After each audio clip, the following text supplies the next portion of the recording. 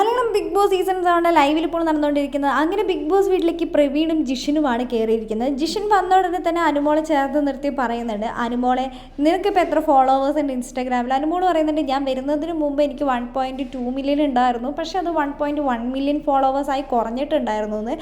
നിൻ്റെ ഫോളോവേഴ്സ് കുറഞ്ഞോ എന്നൊക്കെ ചോദിക്കുന്നുണ്ട്. നിൻ്റെ ഫോളോവേഴ്സൊക്കെ അങ്ങനെ തന്നെ ഉണ്ട്, നീ നിൻ്റെ ഫോളോവേഴ്സിനോട് പറഞ്ഞേ എന്നെ ഫോളോ ചെയ്യാൻ പറഞ്ഞെന്ന് പറയുന്നുണ്ട്.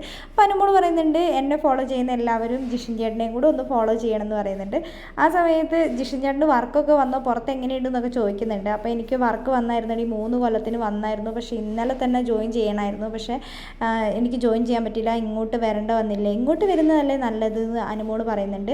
3 വർഷത്തേക്കെന്നൊക്കെ അവർ പറയും, പക്ഷേ നമ്മൾ ചെന്ന് കഴിയുമ്പോൾ അത്രയൊന്നും ഉണ്ടാവില്ല. ചേട്ടൻ ഇനിയും നല്ല വർക്കുകളൊക്കെ കിട്ടുമെന്ന് പറയുന്നുണ്ട്. ഇനിയും എന്തൊക്കെയൊക്കെ വിശേഷം പറയാമെന്ന് പറയുന്നുണ്ട്. ഫുഡൊക്കെ ആരാ ഉണ്ടാക്കിയെന്ന് ചോദിക്കുന്നുണ്ട്. ഞാനാണ് ഉണ്ടാക്കിയത്, പരിപ്പേറിയും ചോറും. ചേട്ടൻ ചോറ് എടുക്കട്ടെ എന്ന് ചോദിക്കുന്നുണ്ട്.